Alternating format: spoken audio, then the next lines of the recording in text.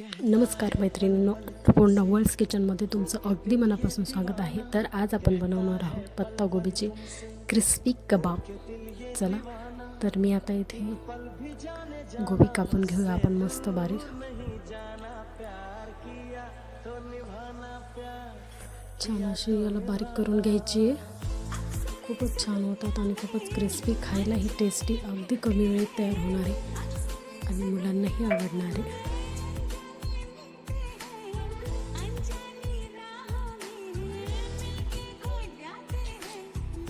चिरून घेतलेली आहे मी गोबी. आता यामध्ये आपण 2-3 चम्मच मीठ ॲड करू. थोडं वेळ 10-15 मिनिट आपण त्याला तसेच ठेवणार आहोत. यामुळे काय होतं की गोबीतलं पाणी आपल्याला बाहेर काढून घ्यायचे.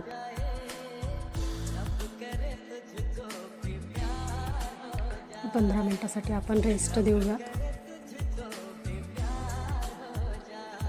छान मिक्स करून घेतो याला. थोडं झाकून ठेवू.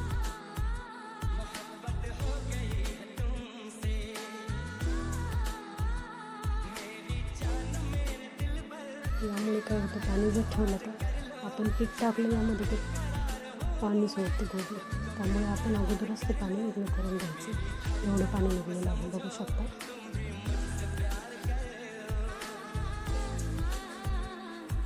मस्त छान पाणी काढून घेतलेलं आहे मी.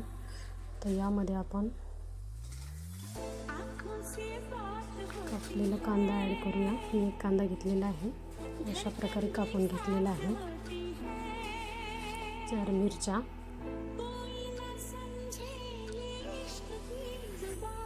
थोडीशी कोथिंबीर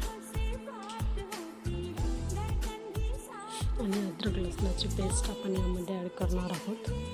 त्यानंतर आपण हे धणे बारीक करून घेतलेले आहेत. आमचूर पावडर, तिखट, हळद आणि मिरी पावडर घेतलेली आहे. हे आपण यामध्ये ॲड करूयात. छान याला मिक्स करून घेतो मी. याला चवीनुसार मीठ घालायचं. छान मिक्स करून घेते मी याला. त्यानंतर मी एक वाटी फिरून तर कॉर्नफ्लॉवर घेतलेला आहे. कॉर्नफ्लॉवर नसेल तर तुम्ही तांदळाचं पीठही यामध्ये ॲड करू शकता. कॉर्नफ्लॉवर टाकून आपण छान त्याला मिक्स करून घेऊया. त्यानंतर लागलीच मी इथे 2-3 वाटी बेसन पीठ ॲड करणार आहे.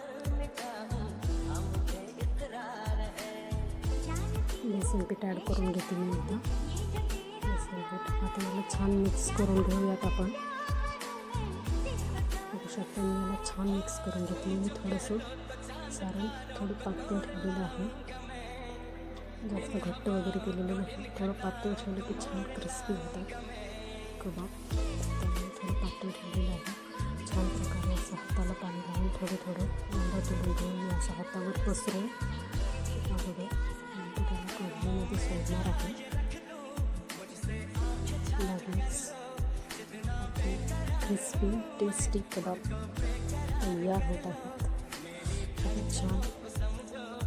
आपण असं टाकून थोडा वेळ मंद आचेवर तळायचं. जास्त गॅस फास्ट करायचा नाही आहे. त्यामुळे काय होतं, वरतून करपतं आणि मध्ये पिठासारखं लागतं.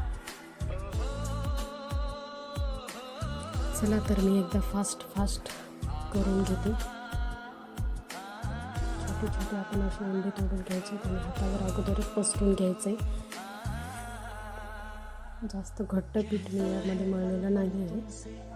पीठ मी थोडं पातळच ठेवलेलं आहे क्रिस्पी होण्यासाठी. पिठाळ होऊ नये म्हणून मी असं केलेलं आहे. चला तर आपले तयार आहेत क्रिस्पी कबाब.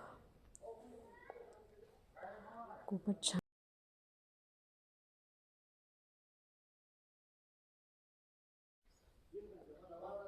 चला तर तयार आहेत आपले क्रिस्पी टेस्टी कबाब.